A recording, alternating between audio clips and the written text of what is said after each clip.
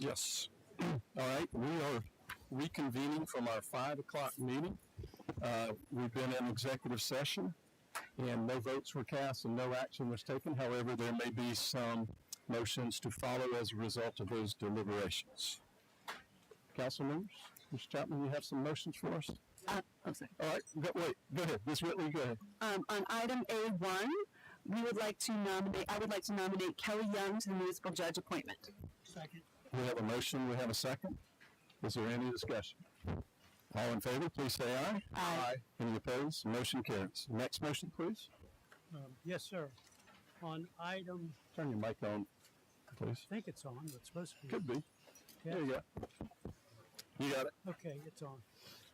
I would like to move that on consideration of applications to serve on the Commercial Design Review Board, that we appoint Joseph Belton. All right. Second. We have a motion and a second. Is there any discussion? All in favor, please signify by saying aye. Aye. Any opposed? Motion carries. Next, please.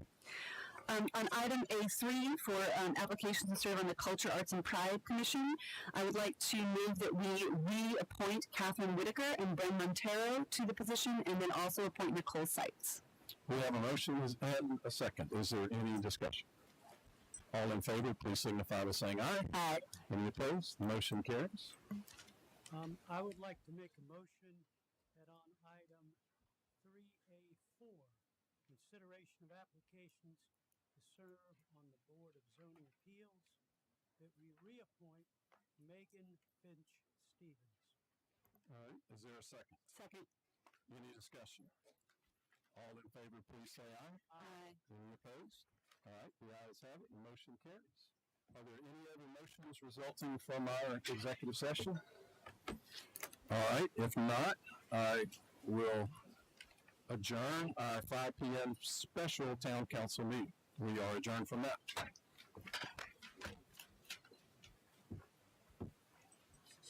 Oh, we passed 6 o'clock. All right, we will open the 6 o'clock meeting as soon as we recalibrate our computer.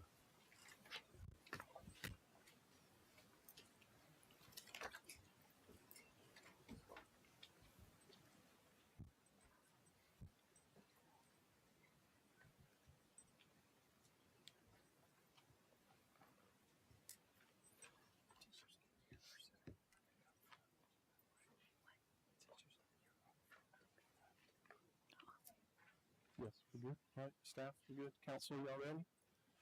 All right. Hello again. Let me convene our 6 p.m. monthly town council meeting this Tuesday, March 14th, 2023. It's good to see everybody. It's good to have daylight. I want to be the one to announce that Councilman Rambo and his wife Sharon welcomed a baby girl into the world in the middle of the night, so he is not here today. Virginia Kate is her name, so he is busy tonight. So he wanted me to make sure everybody knew that was quite an excused absence. Yes, as he will be for a long time. I believe that is there for. Also want to mention before we have the prayer that today or yesterday, but these couple of days, marks the 5-year anniversary of one of the worst tragedies in our community, and that was the Manigault family massacre. So we are thankful that our community has healed. Please consider to keep that family in your prayers. You probably know my wife taught faith in school, and so that struck very close to home for us. But it seems like a long time ago because of COVID and all of that. But when you see the reminder that that was 5 years ago, but I'm always proud of the way our community comes together and the way we look out for each other. So I just wanted to mention that. We'll move on to our prayer by Rabbi Russell, and then the Pledge of Allegiance will be led by Councilman Gary Santos. Please rise.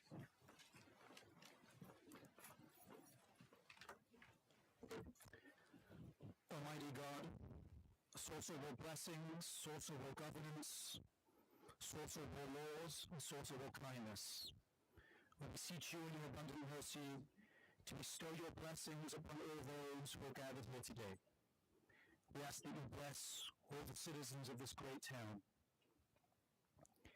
We ask for blessings for our men and women of law enforcement, first responders, civil servants, department heads, councilmen and women, and of course, our mayor. For is it not axiomatic in your sacred tradition that when one of your children reaches beyond the world of his or her needs or wants to help another person, to create a comfortable place where another family can thrive, this very act opens the doors and the gates to your bountiful blessings, and it's for these blessings that we pray. Tonight, as we light our candles and remember the atrocities of the Shoah, we are reminded to remember to never forget that people not like us are still people like us. And people who are not like us are still people who are not in our image, are nonetheless in your image. And if we remember that as we light those candles, perhaps, for one instance, the sacrifice of those that were lost will not be in vain, as they teach us to illuminate the world with the justice of ethical monotheism and the justice of remembering that each person is valuable and each person is part of our one large family. Amen. I pledge allegiance to the flag of the United States of America and to the republic for which it stands, one nation, under God, indivisible, with liberty and justice for all. Thank you very much.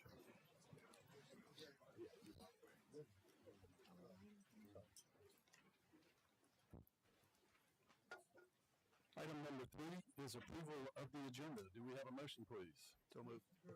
Second. We have a motion and a second. Any discussion? All in favor, please say aye. Aye. Any opposed? All right. The agenda is approved.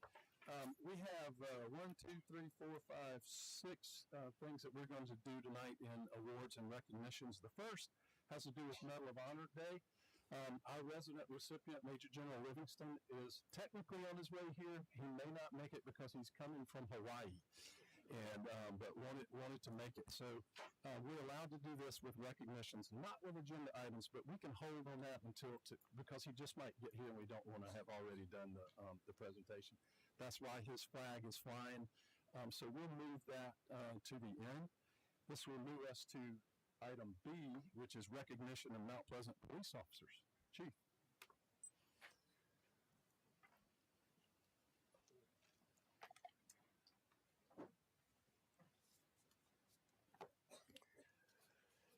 Good evening, Mayor, Council members.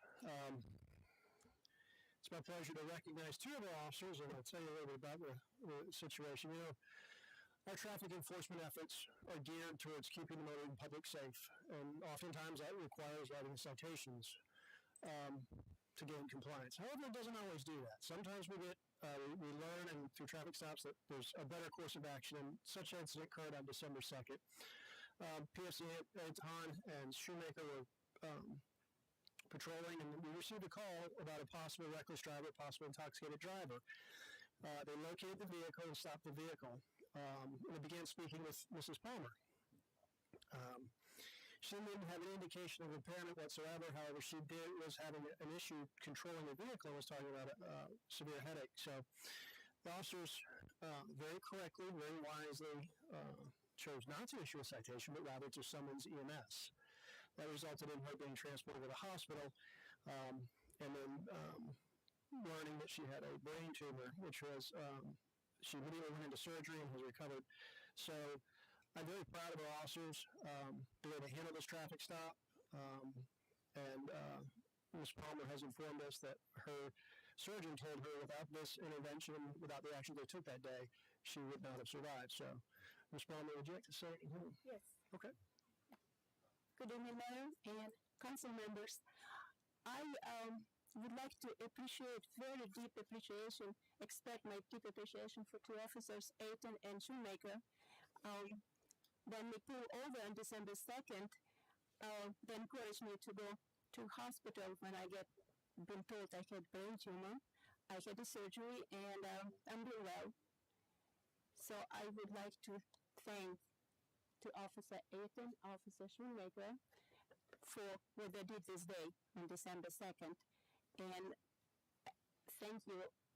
They're my angels in blue. Thank you very much. They're not human. They're angels who wear in their uniforms.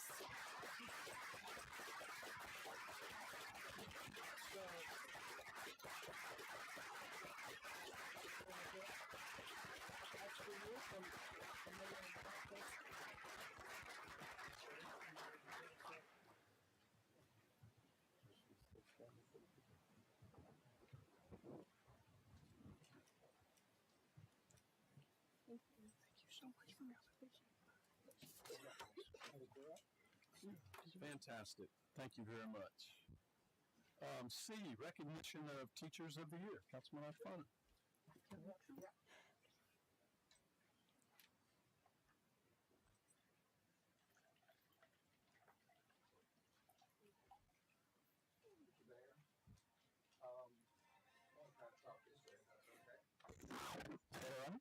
So I just want to thank the Teachers of the Year for coming to the town of Mount Pleasant. This is a tradition we started last year with Councilwoman Corley and Councilwoman Gia Whitley. And we just want to make sure that we recognize the importance that you have in our community. You have our most valued treasure, our children, and we appreciate how much that you do and what you bring to our community. So what we're going to do is we're going to call you up individually, and if you all can help me out real quick. And we'll call you up individually, and you guys can line up over here, and then we'll save the applause for the end, if that's okay. All right? So Bell Hall Elementary, we have Gracie Parnell. Carolina Park Elementary, Aaron Doyle. Charles Pinckney Elementary, Rebecca Kohler. James B. Edwards Elementary, Robbie Ledford. Okay. Jenny Moore Elementary is Natalie McAdams. Laurel Hill Primary School is Sally Dressler. Maybe Whitesides Elementary is Megan Emmond. Mount Pleasant Academy, Allison Rivero. Sullivan's Island Elementary, Brittany Guthrie. Lang Middle School is Adeline Hayes.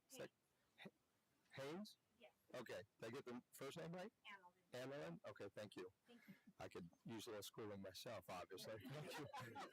English teacher? I need to. Oh, okay. Well, let's start with English. Moultrie Middle School, Lauren Lanferseek. Thomas C. Carrier Middle School is Tori Hargis. East Cooper Center for Advanced Studies, Ian Banker. Lucy Beckham High School, Lauren Lyon. And Wando High School, Aaron McGee. Thank you all very much, and congratulations on the Teacher of the Year for 2022-2023 school year.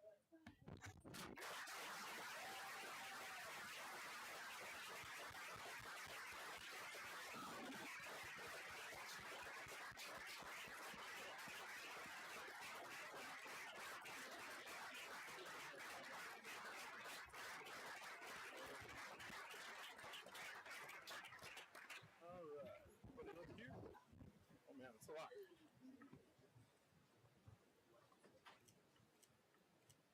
Perfect. Thank you.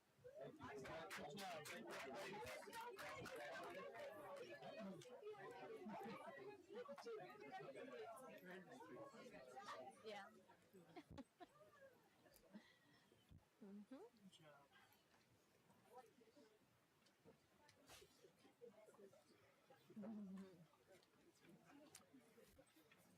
Thank you all very much.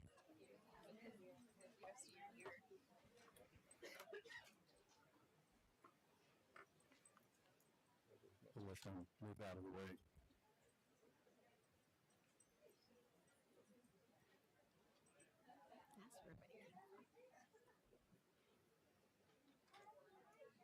Now we know what all those folks were here for.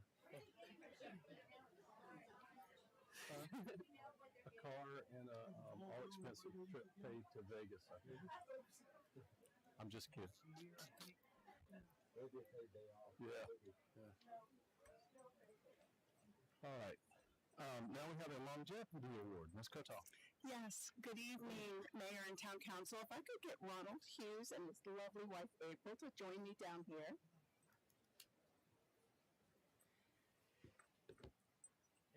Hello. So, tonight we're recognizing Ronald Hughes for 25 years of service to the town of Mount Pleasant. He's an accounting technician with the Department of Finance and Corporate Services. So Ronald has handled and continues to handle many different accounting functions. Everything from capital assets and depreciation, stormwater fees, accounts payable, budget uploads, credit card processing, journal entries, and account reconciliations, just to name a few.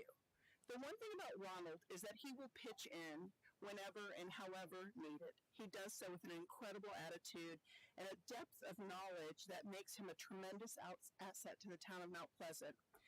The town is extremely lucky to have such a great, dedicated employee, and it was probably a toss-up for Ronald on what he really wanted to be, his career, government worker or a movie star. No, not So you'll notice Ron without his glasses and his sideburns with Patrick Swayze in the movie North and South. So thank you, Ronald, for making the right career choice. Yes, for the town and its residents, and for an incredible 25 years. Thank you. Thank you.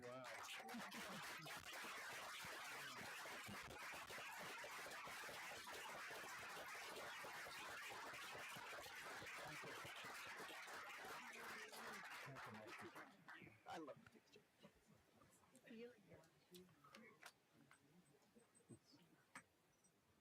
Thank you very much. For you. Always in for a surprise around here. That was amazing. Red Cross Month proclamation. Mr. DeMora, please. Yes, sir. Thank you very much, Mr. Mayor, members of council, and Mr. Mayor, on your behalf, I'll go ahead and read the following proclamation for Red Cross Month. I guess before I do, Tom Carter, are you here, sir? Yeah. If you'll join me up here at the podium, if you don't mind.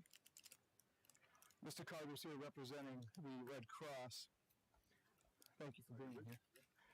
I'll go ahead and read the proclamation. Whereas March is American Red Cross Month, and in times of crisis, people in Mount Pleasant come together to care for one another. This humanitarian spirit is part of the foundation of our community and is exemplified by American Red Cross volunteers and donors. And whereas in 1881, Clara Barth founded the American Red Cross, turning her steadfast dedication for helping others into a bold mission of preventing and alleviating people's suffering. Today, more than 140 years later, we honor the kindness and generosity of Red Cross volunteers here in Mount Pleasant who continue to carry out Clara's life-saving legacy.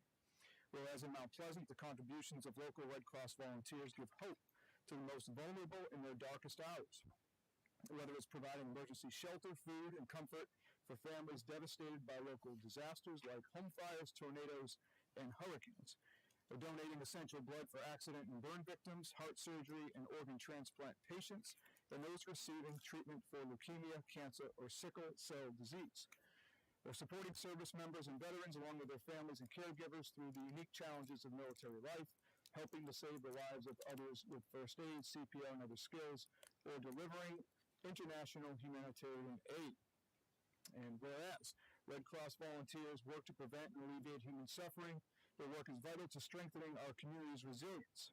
We dedicate this month of March to all those who continue to advance the noble legacy of American Red Cross founder Clara Barton, who lived by her words, "You must never think of anything except the need and how to meet it." We ask others to join in this commitment to give back in our community. Now, therefore, I, Will Haney, Mayor of the town of Mount Pleasant, do hereby proclaim March 2023 as Red Cross Month and encourage all Americans to reach out and support its humanitarian mission. Thank you, Mr. Carter. Would you like to say a few words? Yeah. Thank you. Please do. Thank you so much. Hey, Will. You want to? Okay. Want to do it? Okay. I'll get the picture here with the mayor here real quick first. Thank you. Please. You bet. Well, Will, thank you so much, and I'll just take 2 minutes and say, on behalf of the Low Country Board of Directors, thank you so much. Thank you for your public service, and thank you for the public service of all of you here. For those of us who worked in many organizations, not the least of this with the UN, where I had to fight the Chinese and the Russians, this is a lot easier. than coming out here tonight. And also to thank the law enforcement folks that are here as well. I can't thank you folks enough. But one part of this resolution that didn't get read, I just want to point something out. In the last sentence in the third from the last whereas, it talks about the 360 home fires that we responded to last year. Everybody knows about the major disaster responses, but we responded to 360 home fires last year and helped over 1,100 people, and with financial donations over $300,000. And so every major home fire, when the fire department calls us, we show up. Our disaster teams. And a lot of the revenue that we give to those people are generated from their very generous blood donations. And so I just want to tell you tonight, someone in the U.S. needs blood every 2 seconds. Every 2 seconds. And our blood donor center, ladies and gentlemen, is right across the street next to the Harris Teeter. And it's something that cannot be manufactured. And so we thank all of you who are donors. I know a few of you are, whether financially or with the blood. But it's very easy. Download our app. Come see us. We literally would appreciate anything you can do for us. But know that everything that you donate goes back to your community in direct assistance. So thank you very much, Mayor. We really appreciate this. Thank you very much.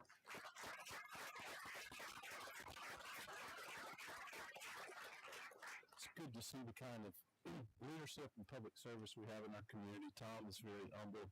He's also a retired Air Force general and former ambassador for the United States. So it's our honor to have you in our community.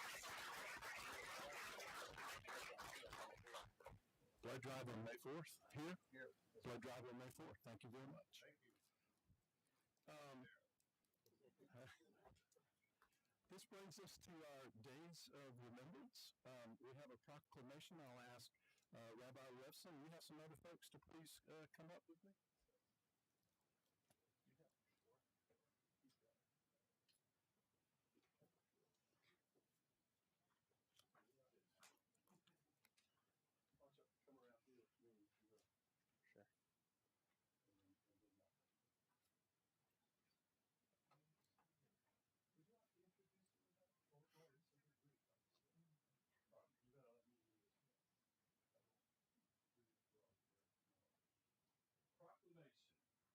Whereas the Holocaust was a state-sponsored systematic prosecution and annihilation of European Jewry by Nazi Germany and its collaborators between 1933 and 1945, and whereas we remember with sadness the 11 million people, including 6 million Jews who were victims of Hitler's final solution, along with those who were prosecuted for their religious and political beliefs, sexual orientation, physical disabilities, and whereas we remember with admiration the resistors and rescuers, known and unknown, who risked and lost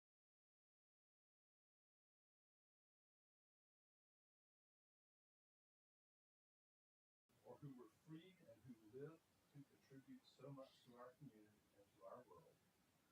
And whereas the history of the Holocaust offers an opportunity to reflect on the moral responsibilities of individuals, societies, and governments. And whereas we have an obligation to ensure that the memory and legacy of lives lost or forever changed in this horrific event are never forgotten. And whereas we remember and honor the liberators which liberated the World War II concentration camp 78 years ago. Therefore, be it resolved that we pledge today to firmly commit ourselves to never forget and to work to promote human dignity by confronting intolerance and hate whenever and wherever it occurs. Now, therefore, I will hand the mayor of the town of Mount Pleasant, pursuant to an act of Congress and the United States Holocaust Memorial Council, do hereby proclaim the week of Tuesday, April 18th until Sunday, April 23rd as Week of Remembrance in memory of the victims, survivors, rescuers, and liberators of the Holocaust, and further proclaim that we as citizens of Mount Pleasant, South Carolina, should promote human dignity and confront hate whenever and wherever it occurs.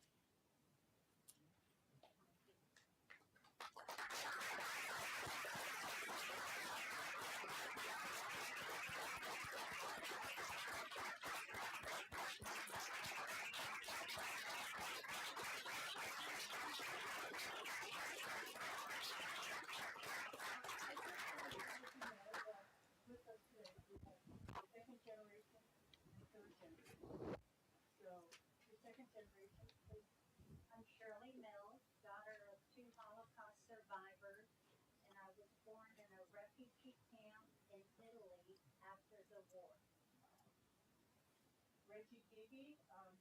Both my parents are Holocaust survivors, and I was born in Germany after the war. Joe Rothstein, both of my parents were survivors of Auschwitz, and I was born in Wattsburg, Germany, in a displaced person camp. And I love Mount Pleasant. I'm Faye Burns, and I'm second generation. I'm Shirley Mill's sister, and this is my son Jeremy, third generation. And we thank you, and we hope that you'll always remember, because too many people today are forgetting what happened. And it's, as a child of survivors and other people, it's like the 6 million are dying a second death because people aren't remembering what happened. Thank you.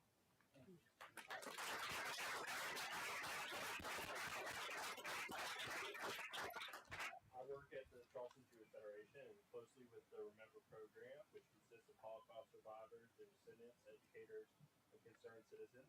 The Remember program for Holocaust education and genocide awareness educates and builds community among all races, faiths, and ethnicities in Charleston, and inspires citizens to stand against hate, bias, and anti-Semitism.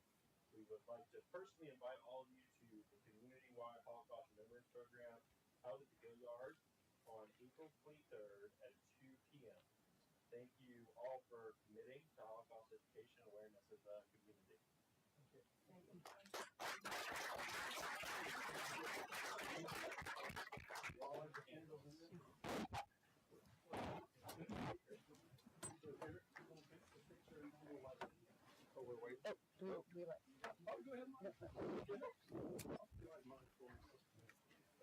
See if we get two on a match.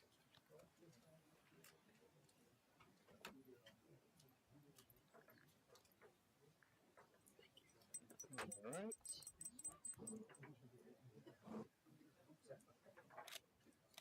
Perfect. Thank you.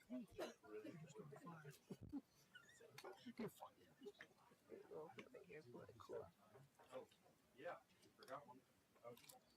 Here, I'll do it here.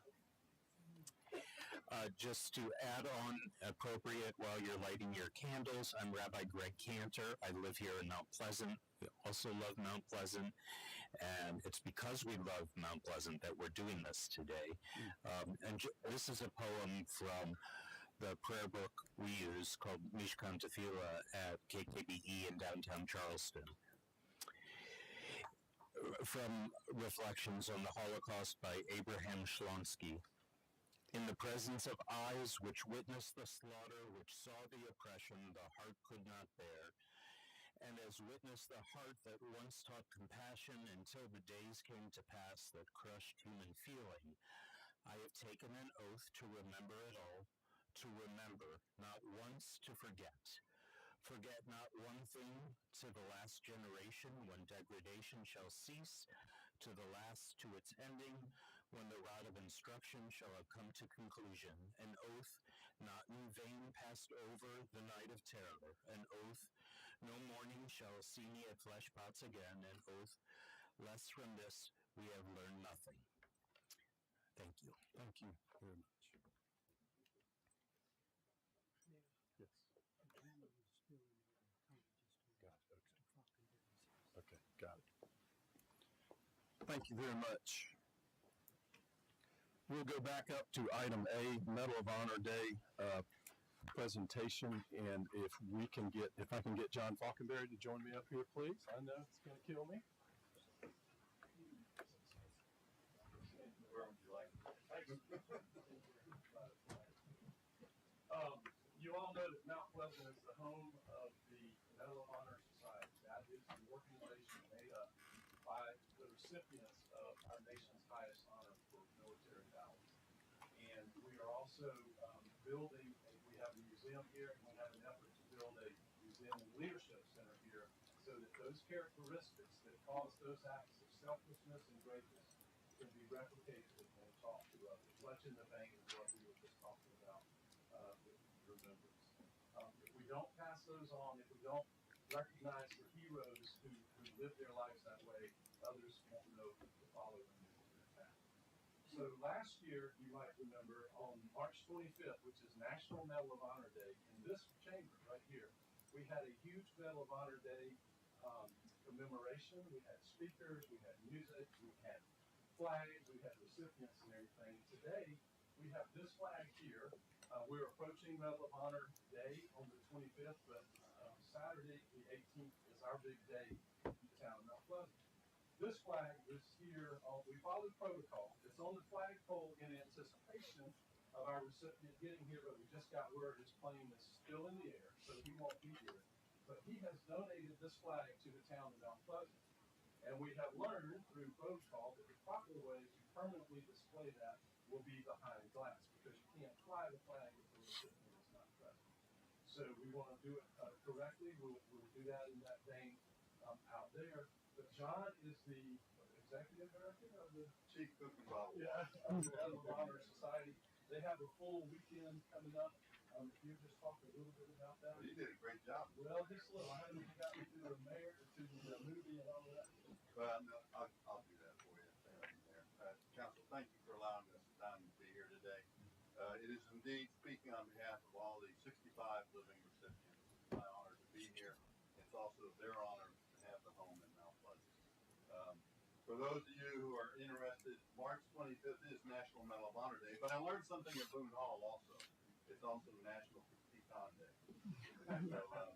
So if you have a lot of nuts, just come to me on that. Our society moved here in 1992, and it moved on to Yorktown.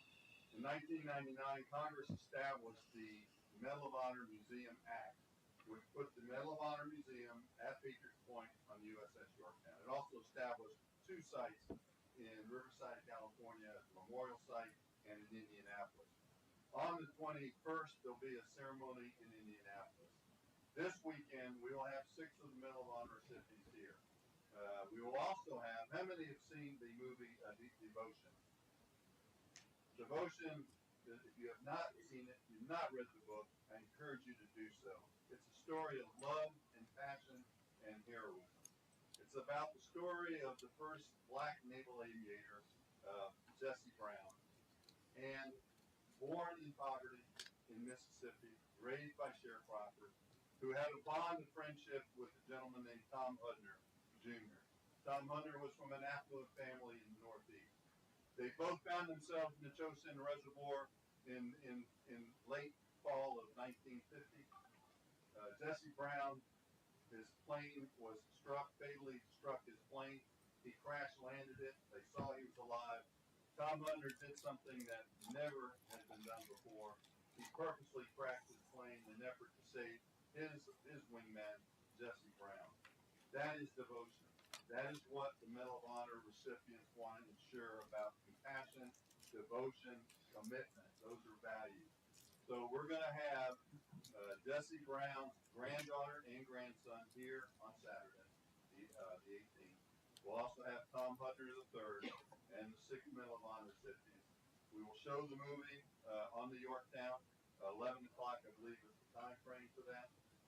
Following the movie, those relatives of Hudner and Brown, along with the recipient Ryan Pitts, who is one of our younger recipients, who knew Tom Hudner Jr., will have a panel discussion, answer any questions you might have. And then we'll commemorate all the fallen Medal of Honor recipients and their fellow warriors with a wreath laying off Hangar 1 at on the Yorktown. We will then honor the recipients in Washington, D.C. on March 25th, when we will lay a wreath at the Tomb of the Unknown, and we will honor normal citizens who have done great service to their community or valorous acts with the Citizens Award dinner. So we're very excited about that. Want me to go on? I just want to show the flag. This flag is only given to Medal of Honor recipients. It was established in the early 90s. It represents the 13 original stars. If you look at a Medal of Honor recipient, the various branches, Army, Navy, and Air Force, have unique medals. Each one of them are different. What signifies them all as brothers is their blue ribbon and the 13 stars that adorn the medal. That is this flag. So last week we had a Vietnam Green Beret officer awarded the medal by President Biden. He received this flag. You saw it in the background. It can only be flown inside, displayed inside, not flown inside. And it is equivalent to a general officer flag. So if you are having an order, American flag, state flag, then this flag, and then the other flag beyond it. So it's very significant, and only recipients have it. So to get this from General Livingston, again, I'm sorry, I'm not General Livingston. I didn't think I'd want to be General Livingston. He's flying back from I think Hawaii today, so he's always on the road. But on behalf of the society, the 65 living recipients, I appreciate the opportunity. I also want to say one thing to all the members of the Jewish community. I've been to the concentration camps. Americans need to see that. And to the American Red Cross, as a former soldier and one that was with the USO, there was a bond there with the American Red Cross. So two worthy organizations. So thank you. I know I spoke too long. Back to you, Mr. Mayor.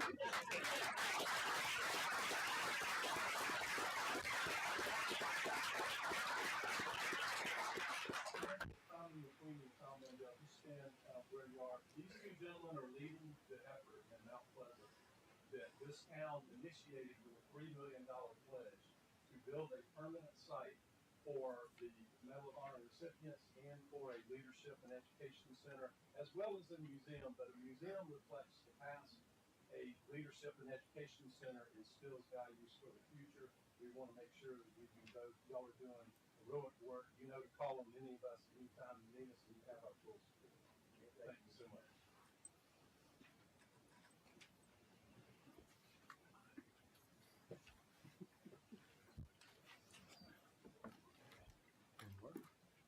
All right.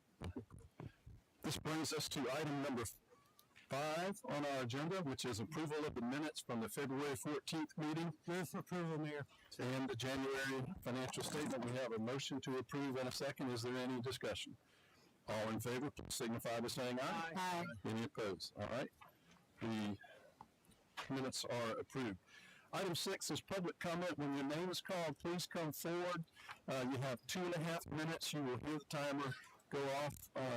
And we may have a lot of speakers tonight, so please be respectful of the time so everybody gets their chance. Mr. DeMore, we'll call your name. Thank you very much, Mr. Mayor. We do have a number of speakers. I will call 2 at a time.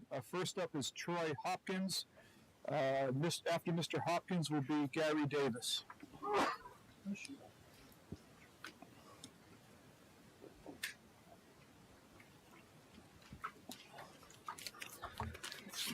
Good evening. Thank you for your time. I just want to address a couple of concerns I have. I'm a local tax-paying resident as well as a local tax-paying businessman. I'm in the tree service, and what I'm finding is a lot of landscaping companies and tree companies are putting their debris on the street for local pickup. From my understanding from the code, any contractor is supposed to haul this off at their expense. Well, for me when I'm a competitor, when they're not having to pay that extra added cost of hauling and disposing of it, it makes it harder to compete. So I just ask that we're all kind of put on a level playing field. That's basically my first topic. And my second one is kind of along the same lines of tree permits. Mount Pleasant, certain species require tree permits. I have personally run into issues where a customer has called me and says, your price was good, but this other guy's not making me get a permit. So they're not following the ordinances. I would hope there would be a way we could crack down on these people who aren't obeying the ordinances to make it, once again, a level playing field for everyone. And that's basically it. I don't want to take too much of your time. Thank you.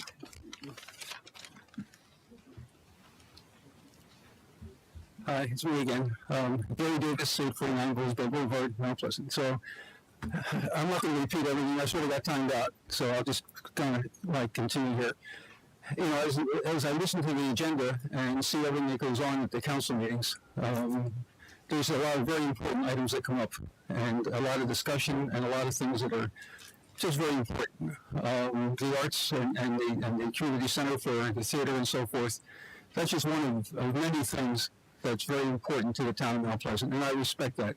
And I respect the fact that there's a lot of other things that are equally or probably even more important than that. So I just want to make that point. But just to continue, before I got timed out, I understand that the town is also considering a smaller building on Highway 17. That building is right next to my office. I could walk to that. I'm at 2357 North Highway 17. That's where David Sayers' office is. And so that building is fairly dangerous because there's no egress, or you can't get in, you can't get out. When I leave my office on Highway 17, first of all, you can't turn left. I'm checking the clock here too, and you can only turn right. But sometimes I have to wait until the stoplight at Long Point Road turns red, so I can actually get out of my driveway and and go home. So that's just really important. It's just dangerous, and there's very limited parking, and the plaza has tremendous parking facilities. The bottom line is that with the growth of Mount Pleasant, while we excel in municipal services, and we absolutely do excel in municipal services and things for the elderly, and just we excel in a lot of things, we really do. And but in my opinion, we're behind the power curve when it comes to the theater and the arts. The power curve is it's actually an aviation expression they use. Some of you know I'm a pilot in that business, and the power curve means when you get behind the airplane, it's really hard to catch up. It's not a good thing. And you all will make the ultimate decision here. I hope the town council will give very serious consideration to doing a complete financial analysis and leasing this property for the arts and culture, which is desperately needed for the town. Thank you. Marie Louise Moreto, followed by Carol Holman.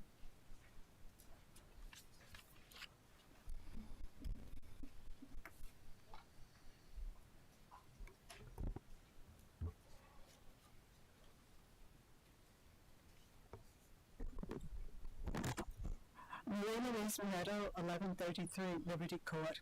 I want to thank and commend the town council members for realizing the need for a community arts center and their work to trying to make this happen.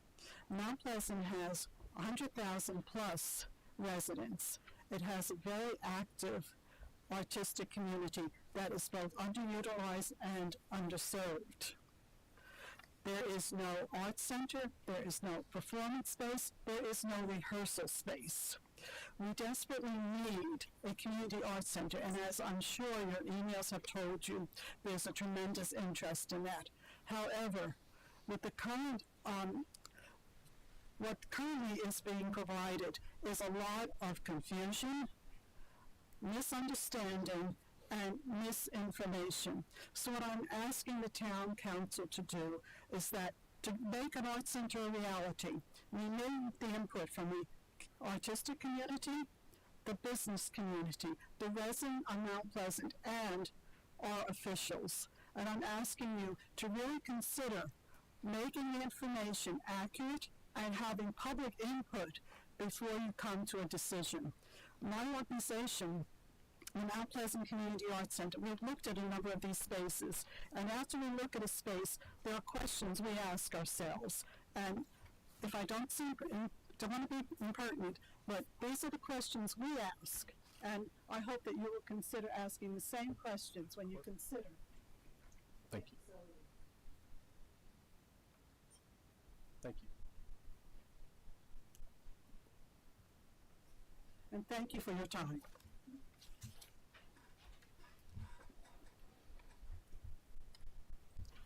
Carol Holman. My name is Carol Holman. I live on Parsons Woods Lane, and I'm kind of part two to Marie's conversation with you. I would also like to commend you for seriously taking attention to the problem of lack of facilities and support for arts organizations. In 2017, Mount Pleasant found itself without a community choir. So my comments are on this topic through the lens of one of these organizations. I am a member of founding member of the board of directors of the Seaside Singers Community Choir, which was founded to start that to meet that need. This January, we started rehearsals with a roster of 50 singers. There is need, and we have worked very hard to meet the needs and make the organization fit the aspirations and the skills and the talents of our residents. My plea to you today is, I see this idea called a community arts center, or a performance center, an auditorium center. When you are talking about this, I'm hoping you will remember that there are so many different aspects to any group that performs. In particular, let's use the biggest gorilla usually in any room, which is a theater group. They need space to perform, an auditorium, they need sets, they need a place to store costumes, they need space to do blocking, and what we found out in all of the places where we could perform, churches, schools galore in Mount Pleasant, they say, well, you could have 11 consecutive Monday evenings to perform and do your concert, but you have to understand, if we need that space for our organization, you just have to cancel. If there's a wedding rehearsal or if there's a funeral, you just have to cancel. That is just the death knell to any volunteer organization. So I'm hoping you will really examine seriously the needs beyond the performance space that will have to go into any kind of a usable community arts center. Otherwise, I'm afraid we will end up spending our dollars for example, the big cohort, one theater group who will monopolize the space, and others will not be much better off than they are now. I trust you. I applaud you. We're ready to help you in any way that we can. Thank you. Pam and Abby Rissick.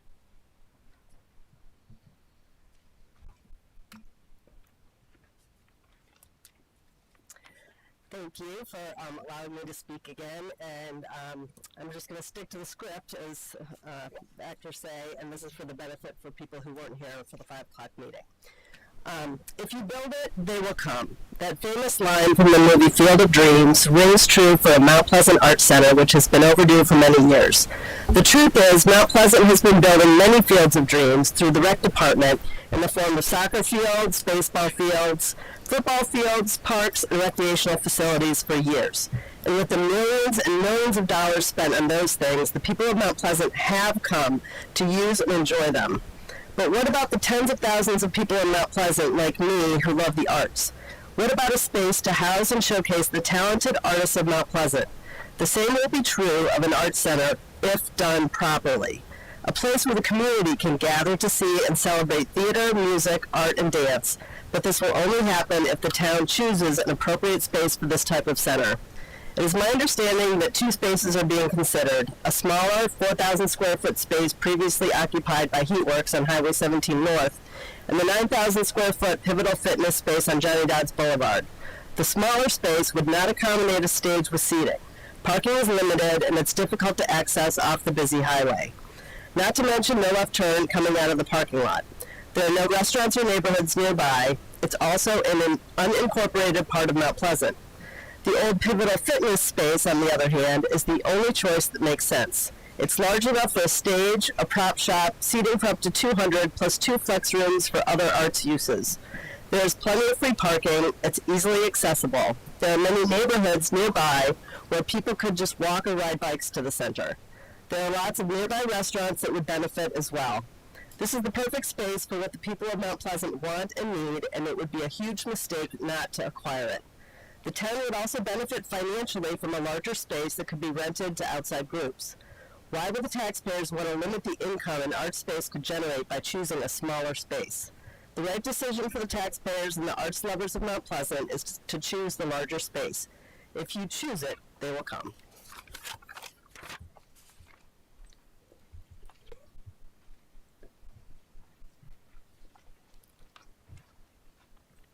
Hello again. Abby Rissick, 945 Pine Hollow Road. I will also be reiterating what I said at the 5 p.m. meeting. And before I start, I want to ask again that all who are in favor of an arts facility with a performance space to please stand. Thank you. Ever since I was little, I have loved the arts. I grew up in Mount Pleasant taking ballet classes, performing in musicals and plays, as well as seeing other artists perform around the city. I'm glad to see Mount Pleasant taking a step in the right direction to finally host and open an art center of their own. However, when I heard that there were 2 buildings being under consideration for the Arts Center, the small former Heatworks building or the large former Pivotal Fitness building, I was confused as to why this was a debate. There is no harm in giving performers more space. As an actor and current drama student at NYU Tisch, I understand firsthand how valuable space is as a performer. In my current acting studio, there are classes, shows, and rehearsals all running at one time. The only way this works is because we have 6 different studio and black box spaces all on one floor. In having space, the students of the acting studio are able to work on many projects at once. I strongly encourage the Mount Pleasant Arts Center to do the same. Instead of choosing a small Heatworks facility that couldn't even host a proper stage, I urge you to please choose the larger Pivotal Fitness facility. The location would allow room for a stage, studios, art galleries, or whatever other showcase an artist would like to present. Not to mention, this location allows for more accessible parking for patrons. With the funding already put in place to establish an arts center, I do not understand why the town of Mount Pleasant would want to limit space. Artists should not have to conform to the limitations of the Arts Center, but rather, the Arts Center should be able to provide them with the creative space and freedom to do what we love. Thank you. Mark Chestnut, William Hamilton.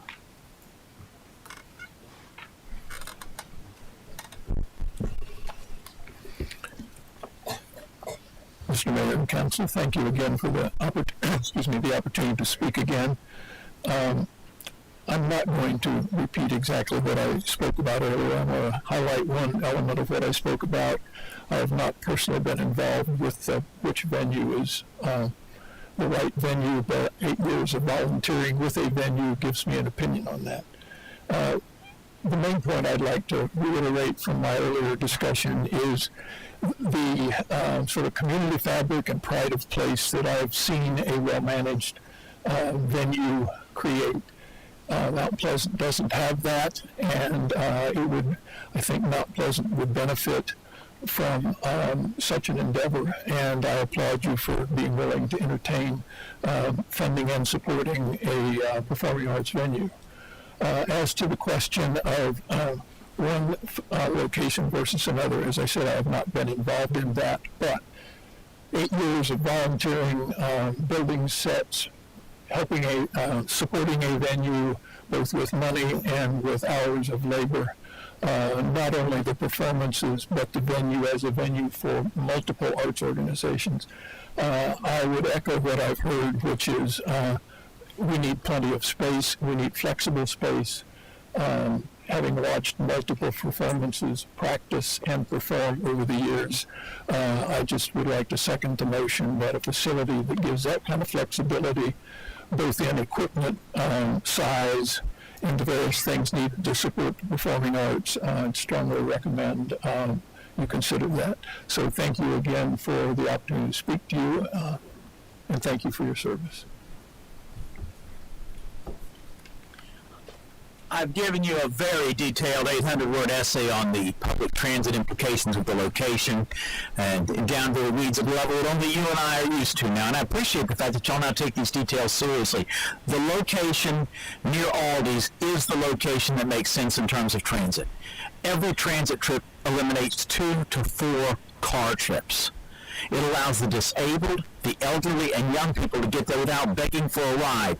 And I assure you that Uber and Lyft are not a substitute for transit. There are occasions on which, when there are a lot of tourists in town, the weather goes bad, or somebody has a huge wedding at Kiowa, where the price to get from Charleston to Mount Pleasant on Uber or Lyft can exceed $80 to go 6 miles. So this is the area. It's got good stops. Businesses in the area allow people a nice place to wait and to spend their money. And spending money is how we pay for all of this. Giant Dallas Boulevard accounts for 40% of the sales tax revenues in the county. It is a money machine, and this should be a money machine too. I'd like to say something about my wife, Julia.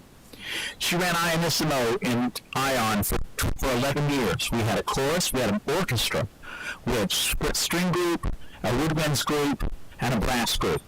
And then Vince Graham tried to steal the Creek Club from the community. He blocked attempts to build a community building. And my wife concluded one night that nobody cared, and the music stopped. It broke her heart. She played with the Mount Pleasant Orchestra after that at the church, and she appreciated that. If y'all need a 1920 mahogany Iverson Pond piano, I have hers, and I will be happy to give it to the town. I would be honored to. Finally, one thing. On Saturday, I decided to ride the bus home from North Charleston because I had lost my phone, and it took 4 hours. My staff thought I'd been killed in North Charleston. They searched every porta potty at the North Charleston Irish St. Patrick's Day Festival. They looked for, as they called, North Charleston, Police. North Charleston Police called Mount Pleasant Police. Mount Pleasant called Charleston Police. Everyone called CARTA. I finally got home 4 hours later with the bus problems. Everybody thought I was dead or bleeding to death or something, and I threw the entire low country in an uproar and after a tracking tag.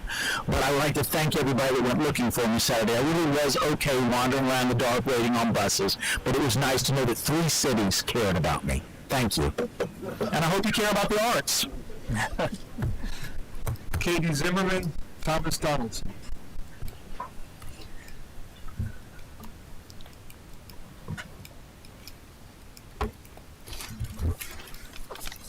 Good evening. My name is Katie Zimmerman. I'm Executive Director of Charleston Moves, and I'm speaking in support of the Target Zero resolution that's on the agenda tonight. Safe transportation choice means equitable opportunities. Already the town is hard at work developing a safety action plan. Supporting the Target Zero resolution will formally express the desire for a safe and healthy town with a goal of reducing fatalities and severe injuries from traffic collisions.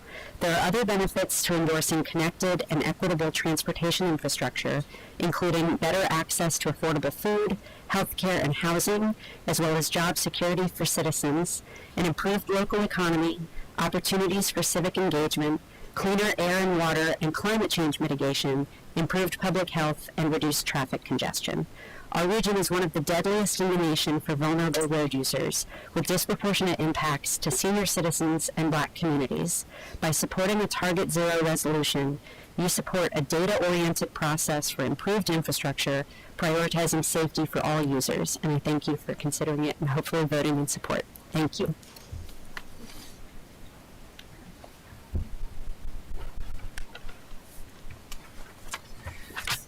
Thomas Donaldson, 226 Molasses Lane. Not here speaking about the arts, but it sounds like a really cool opportunity, and you guys should definitely make that happen. But I actually wanted to speak in opposition to the proposed changes to the short-term rental regulations, and specifically I wanted to express opposition to the minimum night requirement in order to keep your permit. My wife and I have been avid short-term rental operators for over 5 years now, always on a part-time basis, renting in various capacities as life allows. But the one thing that has remained consistent over those 5 years is the inconsistency and the fact that from time to time we've needed to pause short-term renting, whether it's for 3 months for a bathroom remodel or for over a year as we sold our home, bought a new one, and renovated that home. So really, regardless of what the number is for a minimum night requirement, that policy just completely fails to understand the nature of what's been called the gig economy and how many short-term rental owners like ourselves treat it not as a full-time business operation as the fees imply, but more as a side hustle to bring in cash on an as-needed basis. I've heard this phrase, if you don't use it, you should lose it, bandied about at previous meetings, and I really think that we need to stop and consider why folks wouldn't be using their permit. After all, I don't know many people that just willingly throw $250 or $500 out the window to secure a permit that they're not going to use. Speaking personally, we rented for 87 nights last year, and all of that was up until July because we had a child in August. So we've now rented for 2 nights this year. We've got another 2 coming up for the bridge run, and then we might do 7 when we go on our vacation. And that would mean that we would lose our permit for the coming year, even though we plan to rent 150 nights in 2024. So folks are probably just terrified that if they lose their permit, they'd end up at the back of the 150 plus wait list that doesn't seem to move. So I know nobody wants to say it, but the reality that we're running into here is that the 400 permit cap was bad policy when it was initially passed in 2019. And it's crazy to think that that initial infringement on property rights could be fixed by being even more heavy-handed now and pushing out small-time, low-volume, short-term renters with this nightly minimum requirement. So I would encourage you to reject the ordinances as they're proposed now, and maybe even reconsider revisiting the 400 cap. Thank you. Bruce Dunbar and Mike Tinky.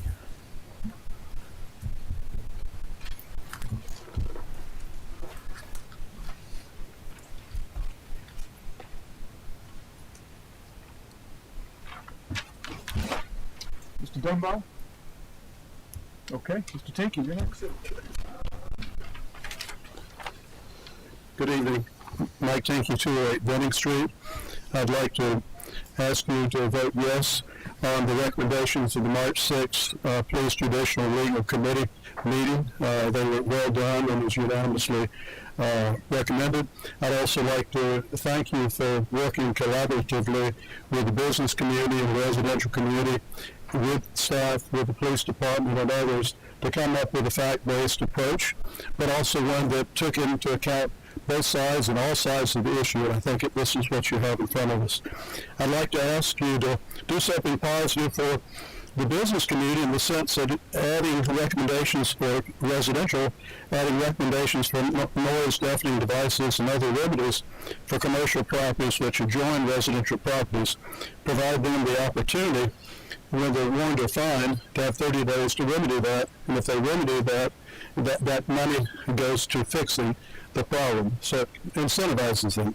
Second, I'd like to have you look at when the remedies of violations are taken into account, that on multiple occasions in the same night that you would fine them, because we found from our experience that people are paying the fine as just the price of doing business.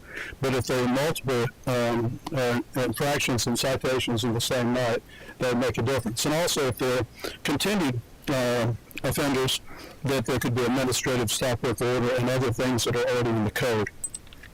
And lastly, I'd like you to look at the plainly audible language a little more closely that's been provided to you before, to make sure it's in that it makes good sense, and I think we've provided to you before, and it would be helpful. But most of all, I'd like to thank you. It's been long, it's been hard, but I appreciate each of you that came out and listened and learned from the police and others, and so I think we've got a very workable ordinance, and I encourage you to vote for that, and thank you for your support. Josh Dix, followed by Chris Coleman.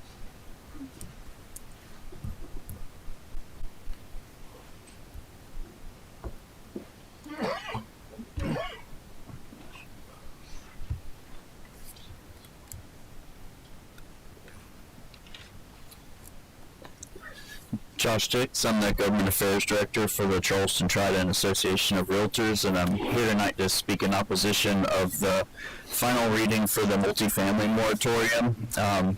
As was discussed last time, these exclusionary measures, they enact barriers to entry. This is not the realtor's position. This is a memo from the White House on exclusionary zoning laws. They constrain housing supplies, which in all else, according to them, translate into an equilibrium with more expensive housing and fewer homes being built. These laws place restrictions. Some common examples include the minimum lot size, square footage, prohibitions on multifamily, and limits of housing size. We need a diverse housing inventory in order to have options for everyone. Not all of our growth is coming from outside our boundaries. As we highlighted today, our region, according to CRDA, has 11 births a day here in the Charleston region. In order for us to plan for the next generation, we need different housing options, and single-family homes is not the only way. One of the comments was, maybe we don't need to build, maybe we just need to pay a living wage. Well, if we're not growing the tax base, if we're not creating more economic development opportunities, where does all the revenue come from to pay that living wage? Are we going to cut services? Are we going to raise taxes? because on the current path, we can't be competitive in Mount Pleasant to our neighboring communities. So by not creating affordable housing, not creating any housing at all, that doesn't help the overall housing ecosystem. It doesn't help the region, and to say that a split of hybrid affordable versus market rate, that's not going to create any future housing. So we need to do more to create housing opportunities for not just Mount Pleasant, but for the entire region. And so I ask you to please oppose the final reading of the multifamily moratorium, and let's look at ways that we can plan for Mount Pleasant to move forward and sustain the growth. Thank you.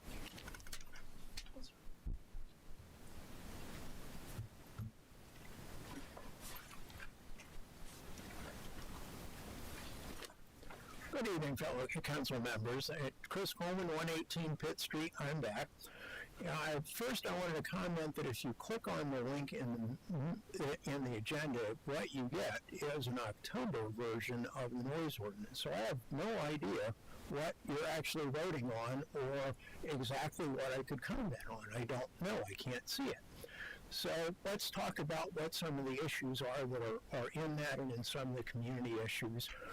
One is the plainly audible standard still has the dreaded above normal conversation standard in it. That renders it unenforceable because no one knows what that means. Second, it actually infects another provision that affects the decibel standard because a receiving property has to be receiving noise above a plainly audible standard. So that needs to be fixed. We also talked about what you need for a standard to regulate bass. I'd say it's a little up in the air, but there's no reference in that old ordinance to DBC, which is one means of regulating bass, or what that standard should be. We were also discussing averaging provisions so that a short little blip of noise doesn't cause somebody to be in violation. There's really nothing in that. The easiest thing you could do at least would be to specify a fast or a slow response over a fast response. Slow response in audio terms is about a second is the average. Other than that, you can have points of time that are a 16th or 100th of a second that set a standard of whether you're over or not. We've talked about lawn equipment. Okay, I get it. It's hotter than Hades here, and you don't want to say, gee, you can't start before 8 a.m. And so, but at least we could say, okay, if you want to start that early, why don't you use electric equipment between 7 and 8? And you'd encourage the use of cleaner, quieter equipment and cause people to slowly convert to electric equipment, which I think would be a really good thing. I've also suggested that at least we require people to have an average piece of equipment and that be phased in. Makes some sense. The last thing is the regulation of construction noise is completely unclear because it uses a vague term called building noise. It doesn't call it construction. It says building noise. And it allows it from 7 a.m. to 9 p.m. I don't think that's appropriate. I think that needs to be clarified. Thank you so much for all of your hard work. Last speaker I have, sir, is Kyle Downs.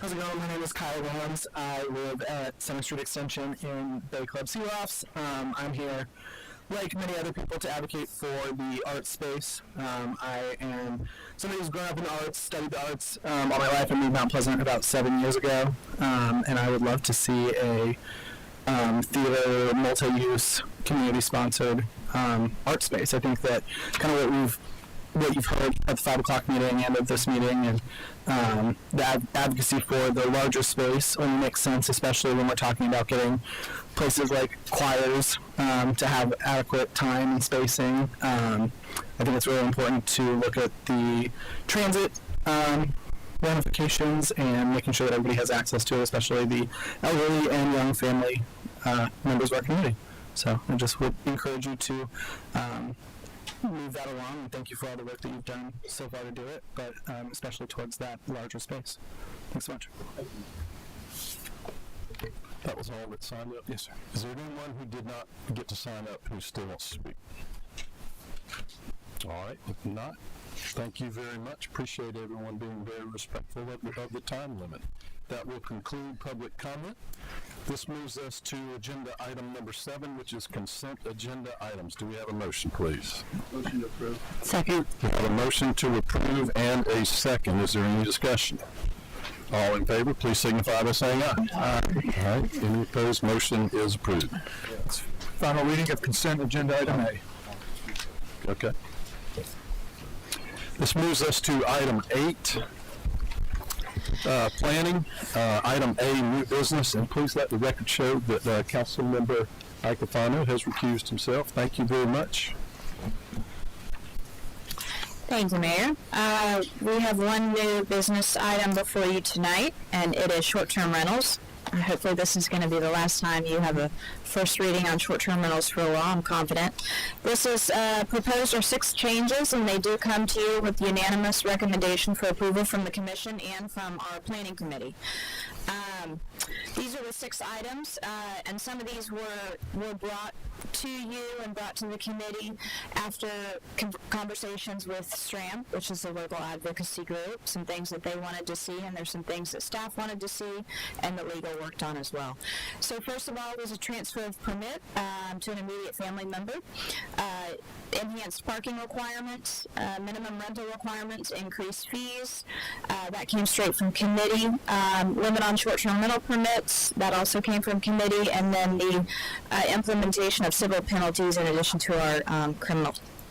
So the first one is, this actually came as a result of folks from STRAMP wanting to protect the permits and be able to transfer them, and so legal came up with this language. We feel like it's, there's always going to be probably some type of loophole, but we feel like this is pretty strong language, and it allows the permit holder to transfer their permit.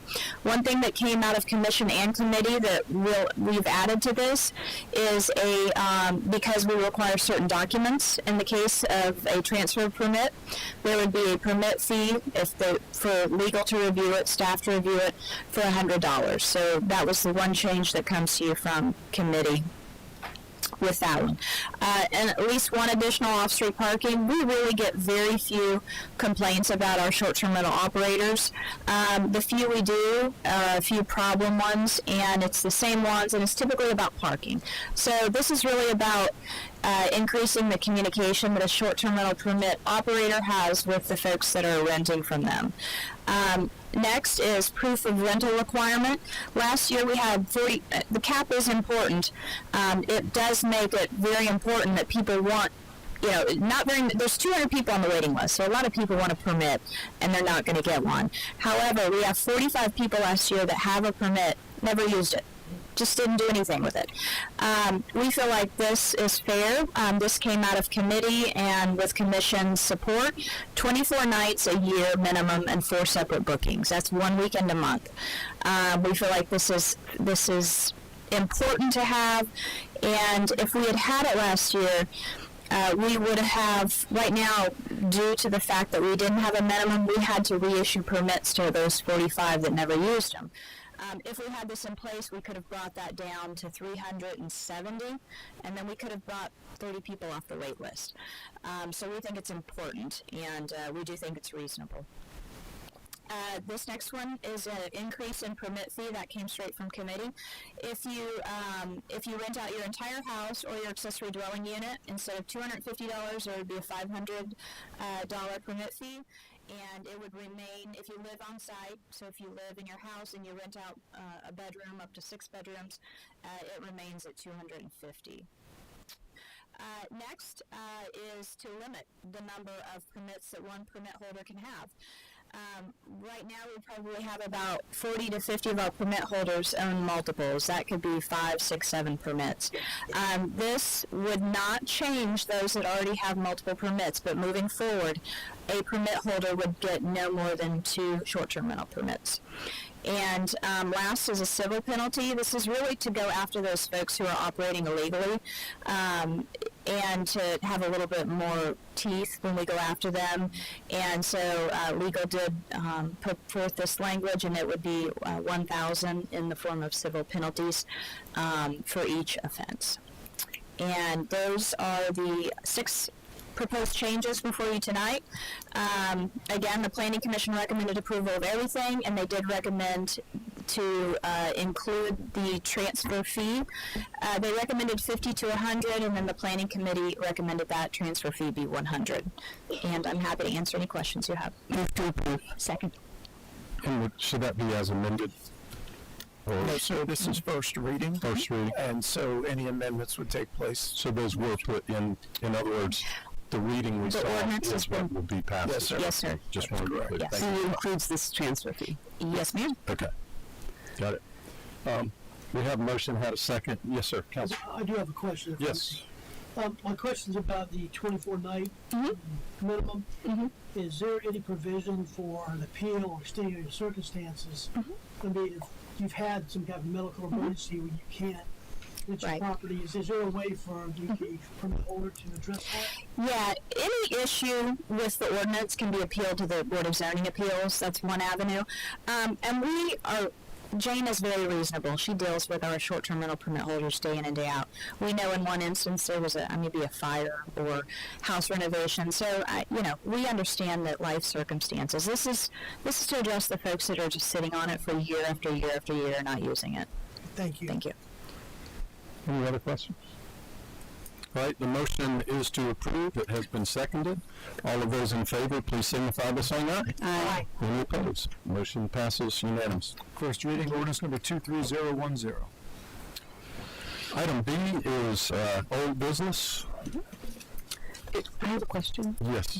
If we move to approve, we have to move to approve and then move to amend? Is that That is correct? correct, ma'am, yes. All right, motion to approve.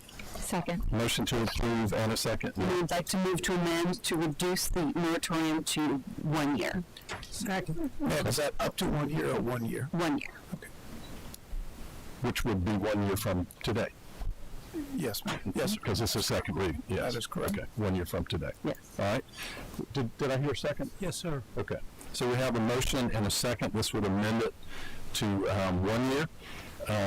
I would like to add, unless somebody else does, the legal justification of that is when this was passed, before I was mayor, it said, or at least the last couple of times, it said until we pass a new comprehensive plan and our zoning is put in place that matches that, and we have every reason to believe that will be in 1 year, and then we'll have the zoning in place. We all agree that governing by moratorium is not the best way to do that, but we have been doing a major rewrite, and that's underway. So, any other discussion? Yes, sir, Yes, sir. Mayor. The other issue to me is we've got a number of transportation projects that are currently underway and be finished by then. Another one major one, Billy Swales, will be underway by then. That is one of the reasons for the moratorium. There were other reasons given, but that to me is the principal issue because traffic has been a problem. That's why the moratorium, why we didn't want more building. So I'm happy that we've changed to 1 year.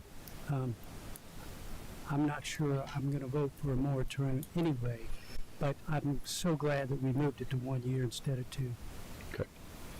All right, we are voting on the proposed amendment to make it to 1 year, which would be effective today since this is final reading. All in favor, please signify by saying aye. Aye.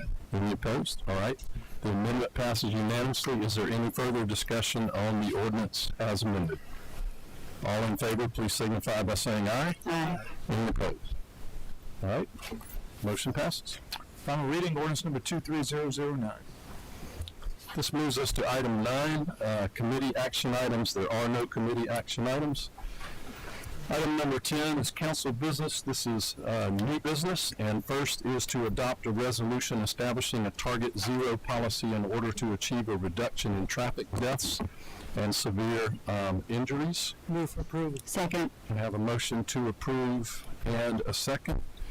This was discussed at Transportation Committee. We did recommend its passage, and you heard Ms. Zimmerman talk about the importance of that, but I believe it also enables us to apply for certain grants. Is that? Yes. Okay, transportation-related grants.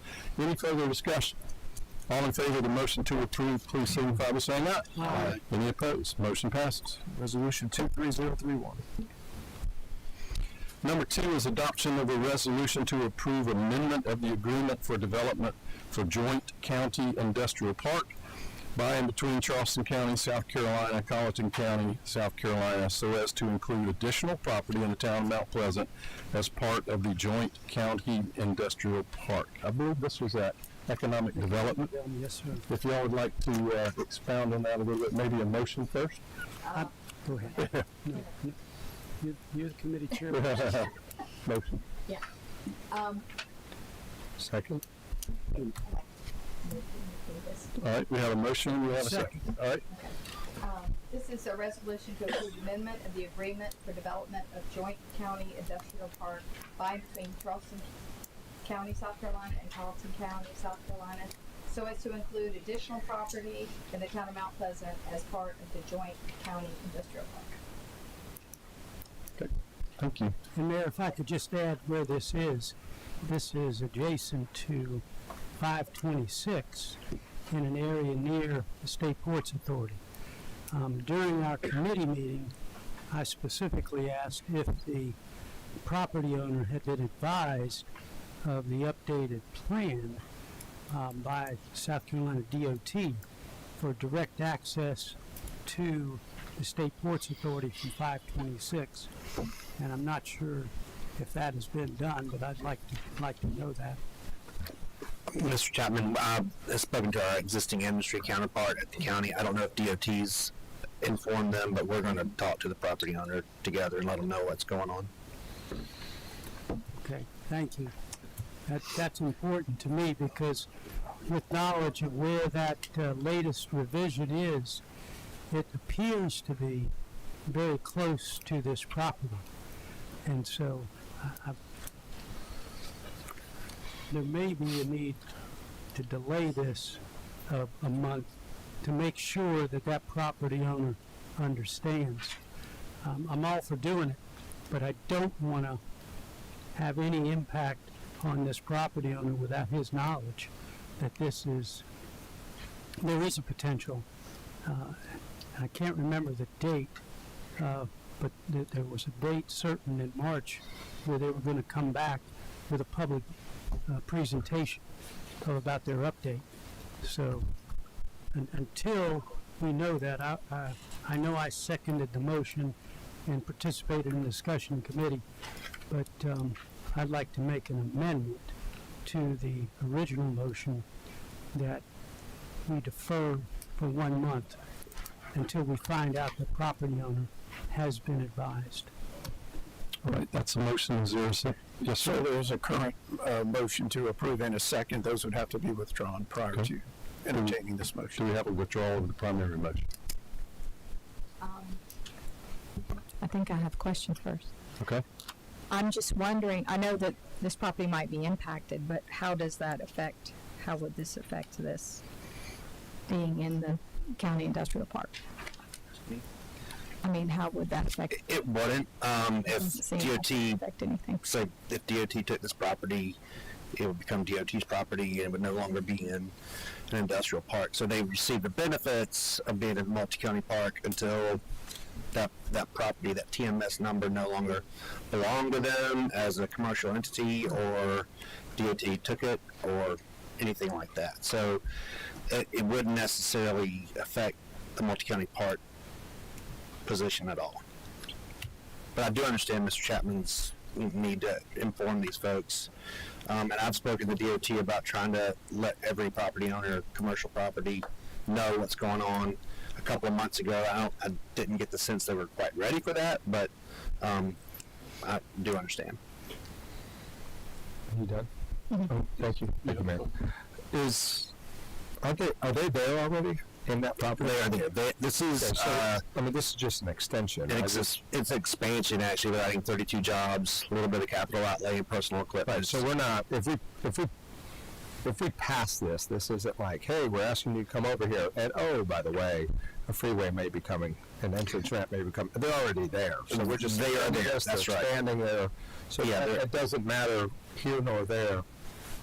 That's right. They're adding staff, and they're going to do that already. County passed the. This isn't a decision making for them to buy a piece of property. No, they are leasing this property. Right.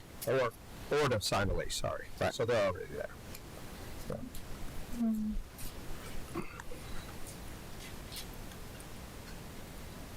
Further discussion? All right, we have a motion to amend that was seconded, unless there's a motion to approve that is still is on the floor. Okay. And a second to that motion. You're right. Yes. I'm sorry. So, unless you want to withdraw the motion to approve, we have to vote on that. Yes.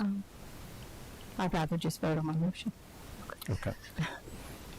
And if it doesn't pass, then discuss. All right. Is there any further discussion? We're voting on the original motion, which is to approve, which was duly seconded. All right. All in favor of the motion to approve, please signify by saying aye. Aye. Any opposed? No. Okay. One opposed. Motion passes. Resolution 23032. All right, flipping the page, we're on page 3. Number 3 is adoption of a resolution establishing a commission to address green space, environment, ecology, and natural resources with the acronym Green Commission. We have a motion to approve. We have a second. Second. And a second. Would like to add this came from the Flood Resilience Committee, came to council, went to the Planning Committee, and then went to the Water Supply and Resources Committee. And I know Jake's not here, but I spoke with him. Jake is in support. I believe the committee recommended passage. If there's any questions, Mr. Pagliarini has sent out how the positions work. It is patterned after the appointment, the terms, the initial setup of it for 2 years is patterned after the Recreation Advisory Commission. I do want to add that this is an advisory commission that has no power to approve, disapprove, cancel, anything like that. And we have letters of support from members of the State Senate, the State House, the Chairman of County Council, and Boone Hall, and the head of the State Floodwaters Commission to establish this Green Commission. So we have a motion and a second. Is there any further discussion? Mayor, you left out, I think, the most important thing, that anything that comes through this commission has to come back to the Resiliency Committee before any action is taken. Right. Or the water resources, should it involve water resources. Any further discussion? I have some discussion. I have a couple questions. The way I read it was, and I don't know if we could put it on the screen or not, Mr. Pagliarini, but the way I read it is that members can be appointed that are not residents of the town of Mount Pleasant. Sure. So we could have 9 members on here that are not residents of the town of Mount Pleasant. The way it reads, sir, is that Green Commission members must live in the town of Mount Pleasant. However, conservation stakeholders contiguous to and affected by the town of Mount Pleasant may also serve. So there is no minimum number of required seats, if that's what you're asking, that must live. But consideration can be given to those who meet both the contiguity requirement and the affected requirement. Effective requirement meaning they do or do not have to be residents of the town of Mount Pleasant. They would not have to be residents if they meet those. Because every other commission we have, you must be a resident of the town of Mount Pleasant. Is that correct? On other commissions? Any other commission? To my knowledge, yes. Okay, thank you.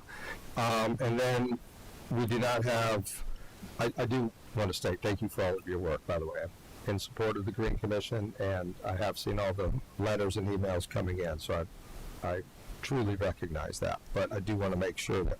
Can I address that point before we move on? One reason for that is Boone Hall is the largest conservation tract east of the Cooper until you get to the Francis Marion National Forest. And we, by ordinance and practice, should have used all our conservation money within the town of Mount Pleasant. Boone Hall is not in the town of Mount Pleasant, but we, by unanimous vote of this council, and Christiane, I don't remember the amount, but we used our Greenbelt funds to help preserve that. So we have invested in Boone Hall. The head of Boone Hall, who has a conservation background, has asked to be considered for this. What happens on Boone Hall affects Mount Pleasant, and what happens in Mount Pleasant will affect Boone Hall, which we've already invested in. This only, it's not targeted at one, but if we don't have this provision in there, then the person from Boone Hall, in which we have invested our conservation funds, would not be eligible to serve. Okay. It's also consistent with the Settlement Community Task Force, in which you did not have to be a resident of the town of Mount Pleasant. I just wanted to clear that up. Okay. Task force is not a commission, though, correct? So then my other point of discussion would be to possibly have 5 members that have specific jobs and duties, because no jobs and duties are outlined down here as was outlined on the Health and Recreation Commission. As of now, there's no specific, there's not a specific need or direction being given for the type of members that would be on this commission, is what I'm saying. I would like to make a motion to allow for 7 of the 9 members to be Mount Pleasant residents. I think that allows you to possibly bring in, but allows us to have a quorum and a voice for the town of Mount Pleasant residents, that 7 of 9 of those members are Mount Pleasant residents. I would also like to state that I think... Is that a motion? That is the motion. I'm not done with my motion. Oh, okay. I'm sorry. I thought you needed a pretty much. No, and then I was also going to state that 5 of the members have a specific job or a specific direction, skill set. I had water resources, landscape architect, environmental engineer, energy conservation, and solid waste, but we can discuss that if I could get a second. Second. May I address this first? I mean, it's open to the other members. What was the first one, by the way? The number of people? Well, I believe that I believe that a majority of the members should be Mount Pleasant residents. They are voting. And would you amend your motion to say a majority be Mount Pleasant residents? Because in the future, we don't know. I mean, we all know, and this is executive session stuff, we hope there is another major tract of land that becomes a conservation tract. And we would like interest involved with that to possibly be able to be on here. But if we have limited it to only 2 seats, we're going to be leaving out our conservation partners, which is what this is all about. So how about a majority of residents must be Mount Pleasant? Members must be Mount Pleasant. Members are 6 of 9, a super majority for sure. Okay. Could you amend for that? Yes, sir. Your second? Yes, sir. Okay. I think that's reasonable. Okay. The other one, and I have to fall back on my decade as the executive director of the Low Country Open Land Trust, which, as you know, holds the easement on Boone Hall, on the Angel Oak, on many of our things.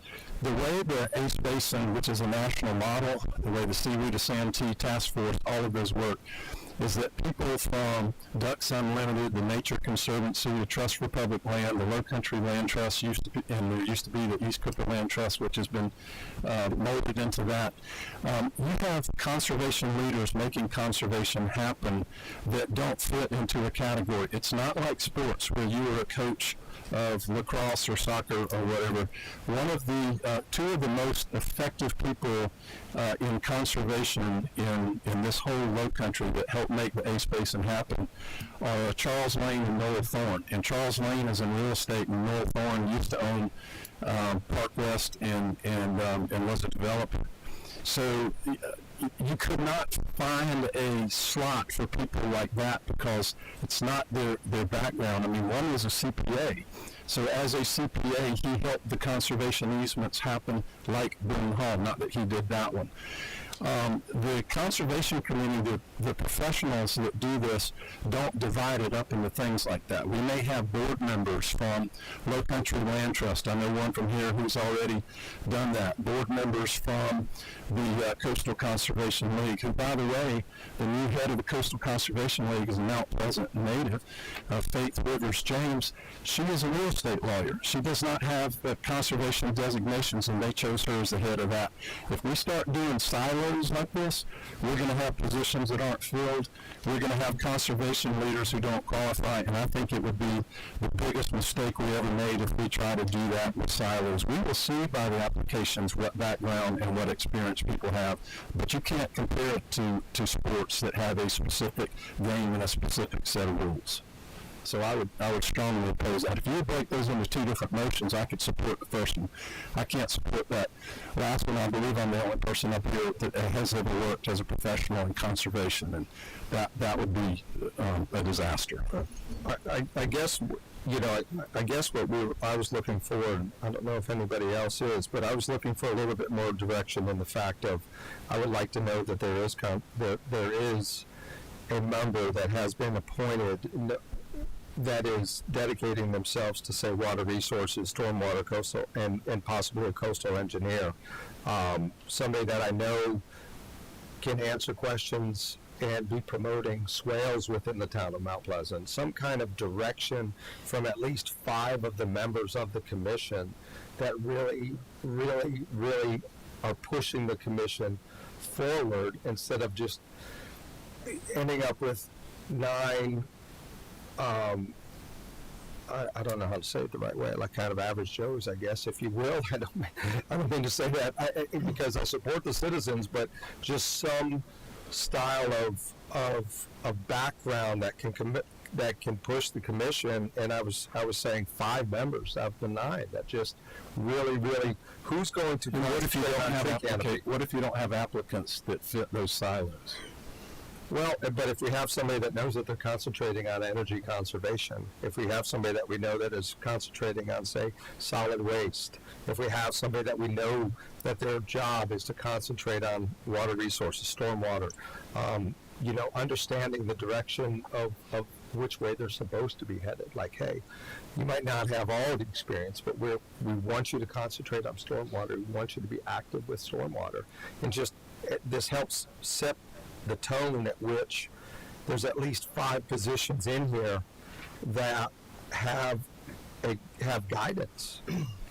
is what I'm saying. I'm just telling you, as someone who worked in that, it would be like me telling you something about the restaurant or food business. It does not work that way. That's not how boards are comprised, or some of the most effective people do not fit a silo. But council member, Richie is asking to be recognized. Absolutely, thank you.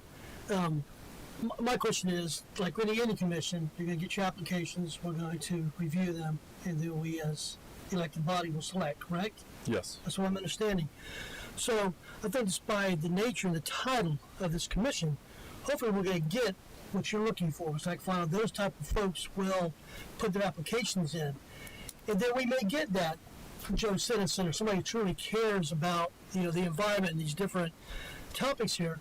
But then we'd have the opportunity to look at a larger pool of candidates versus limiting ourselves. That's what I see, sir. Yeah, we're not looking at those. It's going to be the slate. That's why the Health, Recreation, and Events Commission was so fluid and effective, because we clearly stated when approving it, we clearly stated to the committee exactly what the positions were and the direction was, and it went to the committee. The committee reviewed the resumes, and the committee gave us a slate, and we approved a slate. Understand. And this is the Resilience Committee is approving a slate. We are not looking at obviously those resumes are given to us, but we as council are not giving any direction to the Resilience Committee on what we want to, on what kind of guidelines we want to see. Therefore, when they review the resumes, there is no specific positions, and that's why the Health, Rec, and Environmental Commission was so effective, because there was clear guidance on 11 members. Gotcha. I understand what you're saying. If I could just follow up on that real quick. Sure. So I think the committee you're referring to would have, so my statement would stand. Now, they would have the larger pool to look into and make that recommendation for the slate. So, right. Thank you. Mayor, I'd like to call a point of order. You've got people talking back and forth, and you've got somebody waiting to speak on this issue. Are you waiting? I just had a question. Okay, were you finished, Carl?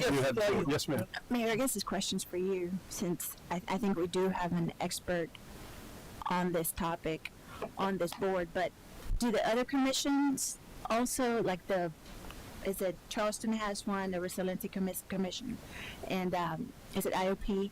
Do they have those named positions? Not to my knowledge, but I don't know with certainty, but not to my knowledge. But I do know that that the groups like the South Carolina Conservation Bank, the Greenbelt Advisory Board, the Low Country Land Trust that did Boone Hall, all of those, they don't look for people by slots. They look at their total experience in conservation, which covers, again, it's not like sports. And you can't compare this to picking people who have a background in certain types of fields and rules and leagues. It's not the same at all.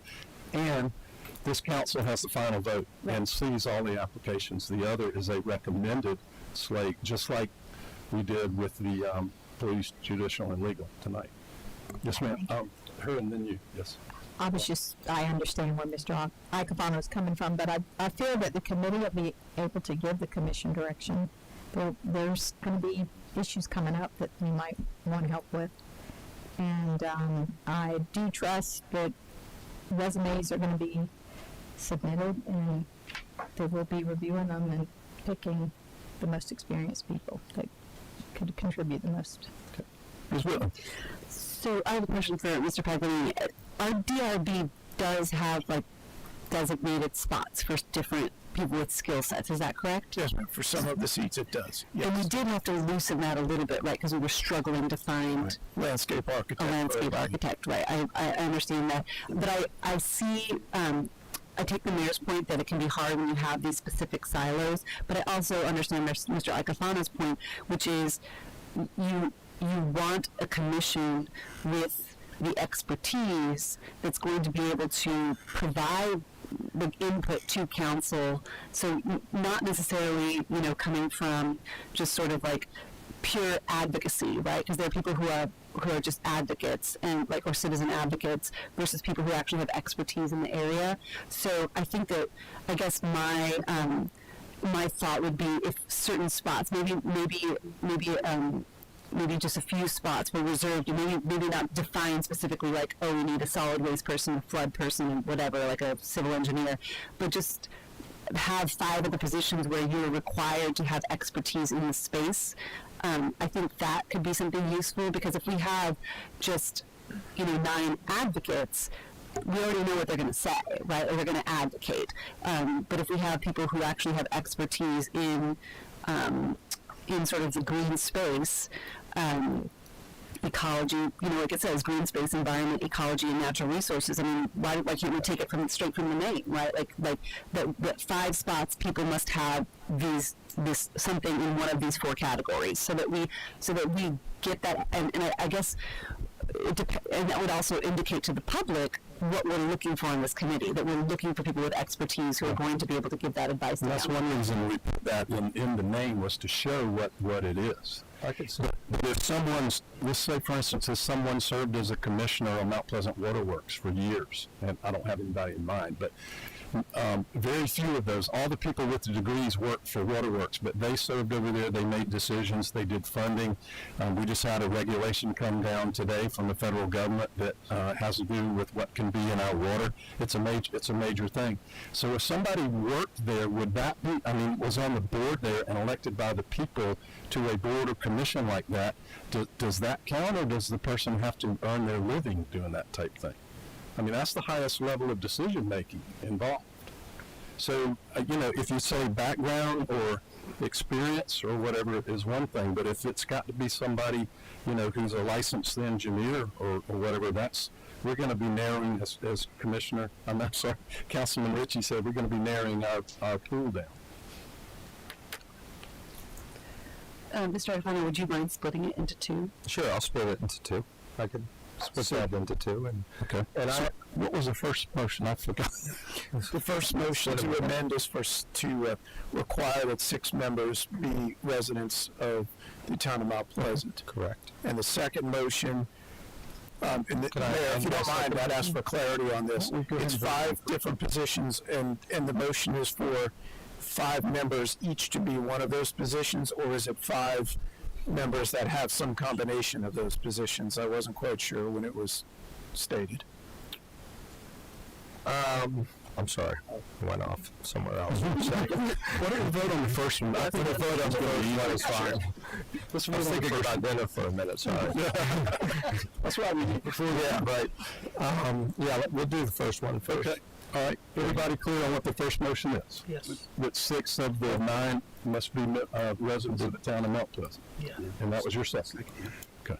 All right. Any further discussion? All in favor, please say aye. Aye. Any opposed? All right. No. We have 1 no. Okay. Motion passes. 2 no's. I'm sorry. Okay. 6-2. All right. Okay. Now, do we already have a motion on the floor on this? The second motion? To approve, and I was asking for clarity on the second motion to amend, and specifically the request for clarity is there were Correct. 5 different positions. Is that 5 members? I was looking for 5 members specifically for 5 positions. I mean, I guess what I'm looking for is more of a level of professionalism over all advocacy, if that makes sense. So if we can make a motion that states that a little clearer, but I don't know what that motion would be. It is that 5 members. Right, 5 members. 5 members of the commission have some combination of the expertise in the 5 In the- areas that you mentioned. Or in what is the title of the Green Commission itself. So general expertise in the Right. General expertise. Correct. That's kind of what we were after by giving it that name anyway, so I really don't see a problem with that. Okay. All right. And is there a second to that? Yeah. Okay, so I was going to ask. So there's the motion, there's a second. Any further discussion? All right, all in favor, please signify by saying aye. Aye. Any opposed? Motion passes. Now we need to vote on the motion to approve as amended. All in favor of the resolution establishing a commission for the Green Commission, please signify by saying aye. Aye. Any opposed? Motion passes. Resolution Thank you 230. Thank you for the Green Commission. Great. Item number 4 is a resolution approving an amended memorandum of understanding between Mount Pleasant Waterworks and the town of Mount Pleasant. Move to approve. We have a Second. motion to approve and a second. Is there any discussion? I know Councilman Rambo's not here, but, all right. All in favor, please signify by saying aye. Aye. Any opposed? Motion is approved. Resolution 23034. Number 5, amended resolution by the town of Mount Pleasant, South Carolina, making a declaration of intent to enter or lease purchase agreements. This has to do with trucks, I believe. Move for approval. We have a motion. Second. And a second. Ms. Kotoff, do you want to give us shed a little light on that? Yes, sir. So Town Council adopted a resolution identifying 2 lease purchases and the equipment that would be purchased. One was a 5-year lease purchase for $1.825 million. One was a 7-year lease purchase for $1.55 million. The $1.55 was for a ladder truck. We have gotten our cost on that ladder truck. It exceeds the $1.55 million. It came in at just under $2.2 million, and will take 32 months. So this request will delay or defer a rescue truck so that we can use that money to get our ladder truck that's desperately needed. All right. Do we need an amendment then to the original motion?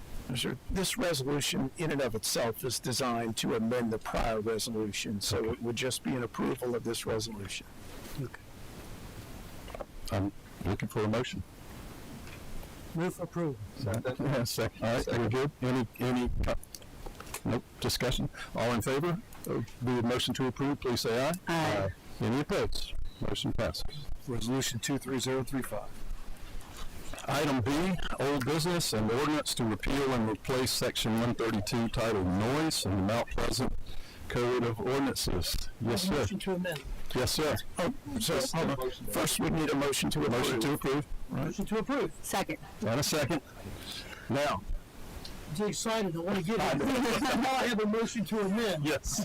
And that motion is, and I'm just probably going to put up on the screen, just give the highlights. The motion is to amend to include Fridays as part of the weekend, both for daytime hours and nighttime hours, evening hours, the maximum allowed decibel levels that's provided in the section be based on a reasonable average of sustained noise that's measured by our meters. The decibel level for base noise to be consistent with the decibel levels of 60 during daytime and 55 during evenings. That's consistent with what we already have in the ordinance now. And then the final part is for business hours for lawn care equipment to be 7 a.m. to 7 p.m. instead of 8 a.m. to 7 p.m. And that's my motion to amend. Second. We have a motion and a second. Yeah, there were three of them. It was a chorus. Everybody's ready to. We've been working on this, if you don't know, since November of 2021, and here we are in March of 23. Is there any discussion? Briefly, if I may, no, I'm not going to Don't blow it. Thank everyone, both our community, our businesses, our staff for working on this. And the only comment I'm going to make is on one item we talked about the reasonable average. That was discussed quite a bit. Talked to our legal folks. We could have put a time limit on it, whether it be 5 minutes, 10 minutes. We're talking about putting a police officer in that location for that length of time, where they could show up. They could be there 30 seconds and it'd be unreasonable. They could immediately deal with a person having to wait. That gave our police officers, in my mind, and talking to our police department, the discretion they needed to handle this properly. So I just want to make sure I put that on the record as I stated in our committees. And we're ready to go. Thank you. And your experience in law enforcement and dealing with enforcing ordinances like this has been invaluable to us. I don't think we would be here without you. Thank you. All right. Yes, sir. Now, and I'd like to thank the residents and the businesses as well. I think we had a lot of different ideas on the committee, and different ideas from one meeting to the next. But the fact that the community came together, the residents worked with the businesses tried things, worked with the neighborhoods, and that being the case is how we got to where we are today, almost a year later. All right. Time to vote. All in favor of the motion to approve as amended? This is the I'm sorry. On the amendment. I got excited too, Carl. I got to hold myself. All in favor of the amendment as stated, please signify by saying aye. Aye. Any opposed? All right. Motion passes. All in favor of passing final reading as amended, please signify by saying aye. Aye. Okay. Any opposed? All right. The motion passes. Thank you very much. Final reading, ordinance number 22049. Item C is executive session, and I was just handed a note that we have 2 additional vacancies on culture, arts, and pride. If I'm reading right, vacancies that need to be addressed in executive session. All right, then I move that we go into an executive session for items 1C for culture, arts, and pride, and items 2A, discussion and possible action related to options for a town of Mount Pleasant Community Art Facility. Just those 2 items. Is there a second? Second. Any discussion? All in favor of going, council may take any action on any item, including any subsection of any section listed on an executive session agenda or discussed in an executive session during a properly noticed meeting, which this is. All in favor of going into executive session for the reasons given, please say aye. Aye. Any opposed? The motion passes. We are in executive session downstairs.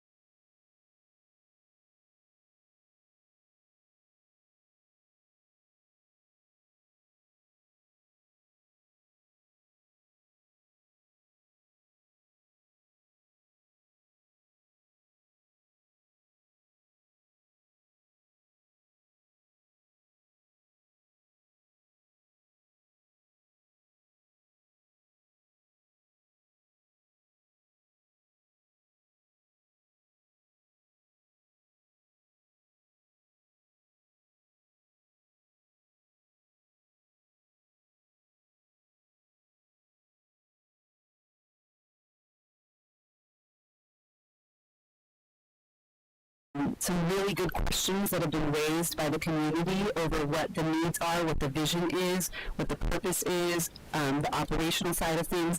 I think this is something that the Culture, Arts, and Pride Commission, with meeting with these community stakeholders, can then crystallize that vision and come back to council with sort of a report so that we are able to move forward with something that's going to be successful for our community. Thank you very much. All right, we have a motion and a second. All in favor, please signify by saying aye. Aye. Any opposed? Motion passes. There being nothing further before this commission, this meeting, this council, we will stand adjourned. Yeah, she's picking me up. Thank you.